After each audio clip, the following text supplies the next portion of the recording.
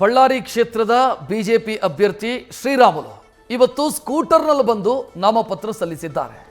Road ಶೋನ ಏನು ನಡೆಸ್ತಾ ಇದ್ರು ಅಲ್ಲಿಂದ ಅರ್ಧಕ್ಕೆ ಬಂದು ಸ್ಕೂಟರಲ್ಲಿ ಆಗಮಿಸಿ ಅವಸರವಾಗಿ ನಾಮಪತ್ರ ಸಲ್ಲಿಸಿದ್ದಾರೆ.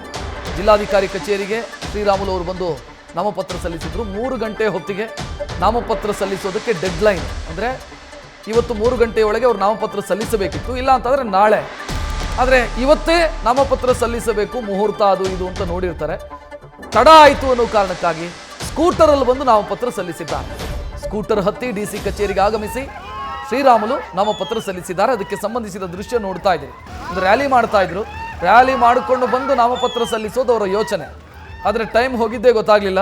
3 ಗಂಟೆ ಕಳೀತು. 3 ಗಂಟೆ ಆಗ್ತಿದೆ ಅಂತ ಗೊತ್ತಾದ ತಕ್ಷಣ ಸ್ಕೂಟರ್ ಹತ್ತಿದ್ದಾರೆ. ಸ್ಕೂಟರಲ್ಲಿ ಬಂದು ನಾಮಪತ್ರ ಸಲ್ಲಿಸಿದ್ದಾರೆ. ದೃಶ್ಯ ನೀವೀಗ ಗಮನಿಸ್ತಾ ಇದ್ದೀರಿ.